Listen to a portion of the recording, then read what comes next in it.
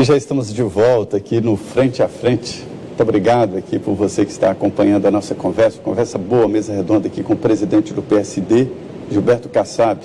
Ele foi ministro por 2 vezes, né? 2 vezes ministro, prefeito da maior cidade do país, São Paulo. São Paulo tem o maior orçamento do país, só perde para o estado de São Paulo, que inclui a cidade, e o orçamento da Previdência, ou seja, uma grande responsabilidade. Foi deputado e agora está aí viajando o país para exatamente definir as candidaturas do PSD. E nós estamos falando mais uma vez aqui sobre política. Como a gente diz, né, Denise? Política muda a sua vida, define a sua casa, o aluguel, a escola das crianças. É por isso que devemos prestar atenção. Presidente, a legislação eleitoral, ela nunca foi assim totalmente modificada, né? Nós nos acostumamos com a ideia de sempre mudar ali alguns detalhes. Só que desta vez a legislação está diferente em prazos, prazo de filiação, que antes era 1 ano, agora 6 meses, né? Houve mudanças. Mas nunca houve a aprovação de uma reforma eleitoral. Me dizem até que isso só seria possível se a reforma tivesse uma vigência para 20 anos depois, né? Porque todos só pensam na minha eleição. E é natural que seja esse sítio de sobrevivência. Está melhor ou está pior a legislação aí comparando? A legislação está melhor, mas a política ainda não melhorou. Por que a legislação está melhor?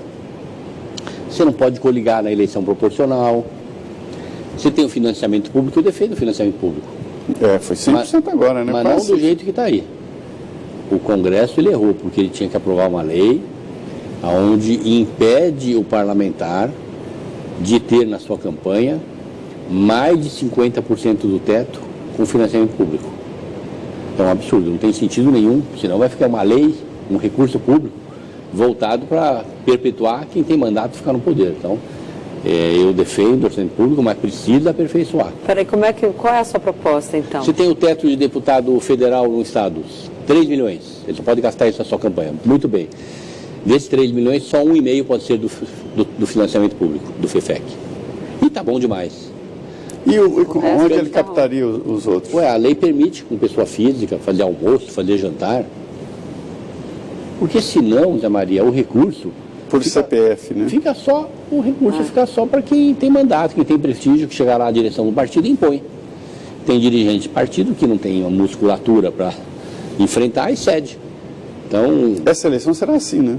Daí a força da reeleição. No PSD, por exemplo, não será assim. Nós vamos democratizar o recurso. Mas nem todos os partidos fazem. Vai distribuir para todos os candidatos? Não diria para todos, e a lei nem obriga. Mas pulverizar ao máximo. Até porque, Denise, é correto que você direcione mais recursos para quem tem mais chances, quem tem melhor imagem, para quem tem mais afinidade com o partido. Natural. Mas não do jeito que estão acontecendo as discussões, que parece o cartório dos parlamentares, o recurso é só para nós. Aí não dá. Mas muitos partidos estão fazendo isso, né? A deputada Carla Zambelli, né, disse que lá no PL, por exemplo, parece que é 2 milhões para cada candidato. Vamos esperar. E ela tem ela disse que não aceitou a oferta, né? Mas, por exemplo, dinheiro para mulher, né? Muitos partidos têm dificuldades para investir em candidatas. Não, isso já melhorou muito. Já melhorou muito. Os partidos estão, na sua grande maioria, investindo corretamente os recursos das mulheres. Acho que a legislação das mulheres, ela está muito bem feita, tem dado resultados. A legislação para os negros, pretos, pardos, ela precisa ser aperfeiçoada ainda. Me parece que ela não cria efetivamente a condição favorável para eles participarem da chapa. O senhor acha que tem que criar mais cotas, é isso? Não, não é cota. Eu tenho minha dúvida, porque você, na hora que ele está na chapa, se ele integra 10, uma bancada de 10 candidatos, se você dá 1 milhão para um candidato aqui, é obrigado a dar 100 mil para ele se ele não tem voto. Então agora você precisa selecionar com muito rigor, porque senão joga dinheiro fora. E o processo de campanha? Eu digo deputado porque eu costumei chamar o senhor deputado, mas pode chamar de deputado, de ministro, de prefeito. Sobre campanha, sobre debate de ideias e tal. E nessa a gente está falando muito assim, de recurso, muito de posicionamento de partido político, e isso não é bom. principalmente nesta guerra aí de informações com as tais fake news, né? Sabe, Denise, às vezes o Zé Maria se confunde, porque quando o Pedro Álvares Cabral chegou no Brasil, ele já estava cobrindo política aqui. Então é tanta história que ele conhece que às vezes ele se confunde. Tem muita história. Foi nas suas posses, várias. Eu acho que nós estamos caminhando para um quadro melhor, mais saudável. Precisa avançar.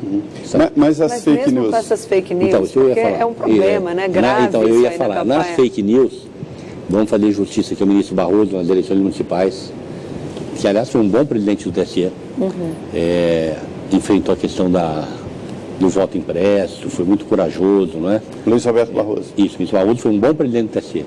Mas vamos deixar claro aqui que ele melhorou muito a legislação para enfrentar fake news em campanha. Nas últimas eleições municipais, nós tivemos uma queda drástica de fake news. E eu acredito que nessa vamos voltar... Você montou uma equipe lá contra fake news? Nós temos um monitoramento para apoiar os nossos candidatos, para ajudar, não é? Para que dê subsídios, para que aponte que eles estão aqui ou acolá sendo caluniados, vítimas de fake news. Tem isso. Vamos melhorar, cada vez vamos melhorar. Tem um pouco de voluntário, um pouco de profissional. No tempo lá do Álvares Cabral, né, já tinha fake news. A própria Carta do Caminho foi uma fake news descrevendo o Brasil, né? Então, Ele gostou. Tinha fake news, a gente via ali próximo a eleições, jornais sendo distribuídos em ponto de ônibus, colados em muros com notícias falsas. Quer dizer, a política sempre viveu com isso. Os jornais, muitos jornais traziam notícias falsas, você tinha que corrigir. Mas era mais fácil a correção. Com as fake news, né, na mídia digital, a proliferação é muito rápida. E aí, quando se acorda, já atingiu milhões de pessoas. E você não consegue fazer uma provocação tal que ela possa, a correção, chegar nessas mesmas pessoas. Ou caçar o candidato que... Mas você tem que identificar a responsabilidade. Com isso. Mas precisa identificar a responsabilidade dele, não é? Claro. Senão eu quero prejudicar o Zé Maria como candidato. Aí vai lá e provoca alguma coisa e ele vai ser vítima. Mas no Brasil avançou muito. Pois é, mas é interessante porque isso que o presidente estava falando é muito interessante porque a responsabilização de uma fake news ela é muito complexa. Porque você pode fazer uma fake news contra você e depois ir à Justiça Eleitoral dizer que foi o outro que fez contra você. Daí a dificuldade. Houve um momento na política em que, no lugar do militante, o ponto importante era o marqueteiro, né? O marqueteiro ganhou ali uma posição muito explícita e importante. Tanto é que tivemos uma era dos famosos marqueteiros, né? Duda Mendonça, João Santana, Luiz Gonzalez. Não, nem todos, né? Uma parte, pelo menos, né? Uma parte expressiva. Mas eram craques, né? Aí depois essa importância foi transferida para os advogados. Então toda a campanha tinha que ter um corpo de advogados muito forte durante a campanha. E agora, pelo que eu estou notando, o senhor diz aqui que tem também uma equipe boa, que é uma equipe da área cibernética, né? Sim, seja no campo jurídico, né? TI, né? Advogados, especialistas, né? Na legislação, né? Seja no que diz respeito ao fake news, seja na questão da lei de proteção de dados, para que você não possa avançar e não deixe que os outros avancem em relação a você. As campanhas mudaram muito, a infraestrutura hoje é muito mais tecnológica do que braçal, né? Antigamente era aquela parafernália para fazer imagens fora, mil estúdios, né? Era tudo feito em estúdio profissional, né? 4, 5 e estúdios. Agora, hein? O senhor acha que esse tempo de TV, na TV aberta, ele ainda conta muito numa campanha? Muito, mas bem menos do que era antigamente. As inserções, né, que entram ali na programação normal das emissoras, essas emissoras de TV aberta, elas ainda têm, então, a sua importância na sua avaliação? Tem, mas bem menos. Vamos relembrar há 15 anos atrás, Maria Denise. Estou falando em termos de campanha, então, né? Mas vamos lembrar 15 anos atrás, você tinha 5, 6 TVs abertas, mas nada. Não tinha rede social, não tinha celular, não tinha Twitter, mas nada. Então, o peso da rádio e da televisão era monstruoso, praticamente era a alma da campanha. Agora não, agora tem um peso importante, mas eu diria que reduziu em 70%. E sapato continua sendo importante? A história de gastar sapato que a gente dizia antigamente? A sola de sapato, né? Vai lá andar de porta em porta. Acho que ninguém nem usa mais o que Mas essa no expressão. interior ainda Nada vale? substitui a sola de sapato. Tem que andar. Você se apresentar, você tomar um café, você olhar no olho, não é? É igual Continua. jornalismo, também continua valendo. Continua isso Continua. Se não é eleição municipal, o vereador, o prefeito tem que visitar. Não um, apesar da rede social. A pessoa quer tocar, quer tomar um café. Se é uma legislação estadual, uma eleição estadual, o candidato ele tem que se articular com o líder da cidade. Ele tem que visitar lá o dono do cartório, da associação comercial, não é? Da sociedade amigo de bairro, para tomar um café, para as pessoas verem que ele é amigo de fulano, né, de ciclano. Então isso não mudou nada não. A sola de sapato ainda é muito consumida.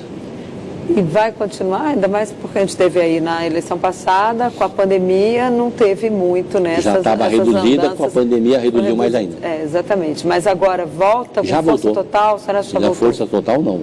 Jamais vai se equiparar ao que era antes. Mas ainda tem uma importância bastante grande. Essa história que até hoje eu fico meio cheio de dúvidas é sobre o ódio, né? A política do ódio.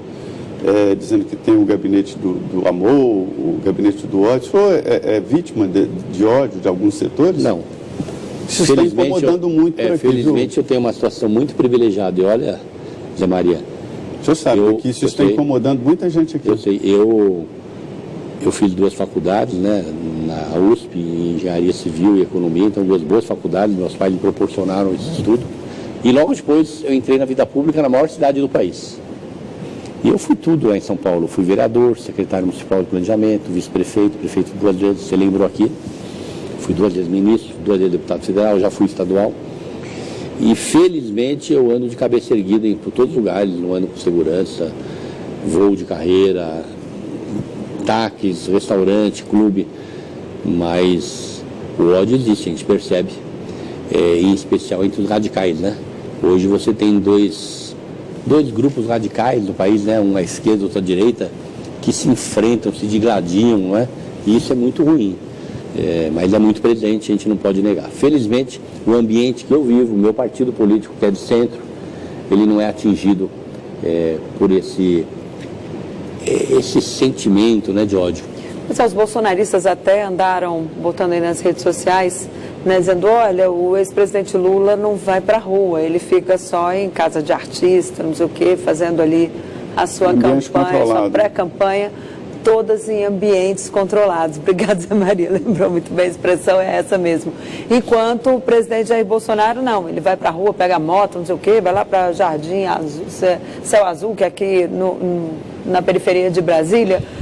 O senhor acha que vai ser assim, a campanha? Como é que eu concordo que o presidente Lula, tenho visto as imagens, ele tem tomado cuidado com os ambientes que frequenta. E ele está certo em tomar cuidado? Acho que precisa tomar, lógico, esse ambiente de ódio. Mas, por outro lado, o presidente Bolsonaro faz essas viagens, mas ele observa a retaguarda que ele tem o pelotão de segurança, né? 80, 90, é polícia do exército, é polícia federal.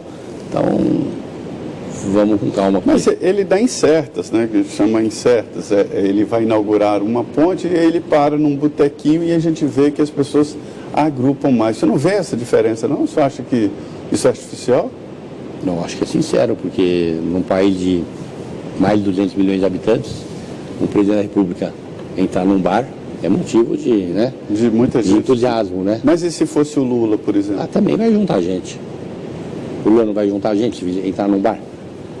Tanto o Lula quanto o Bolsonaro, por conta do ambiente de ódio, vai ter os que vão vaiar e os que vão aplaudir. Agora, e os outros candidatos, hein? Como é que o senhor está vendo aí essa exposição deles? Eu vejo hoje na rua o Ciro Gomes, o João Dória.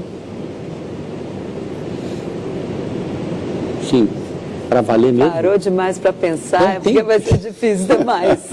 Não, porque os outros que tem, falam Simone Tebet. Sim, mas está tudo com Por que 2%. você não se candidata, presidente?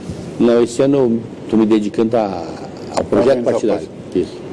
Vou disputar eleições da vida, vou disputar mais eleições, eu gosto de disputar eleições, como eu disse agora há pouco, já ocupei mais diversos cargos no Legislativo, no Executivo, e 2026 está aí.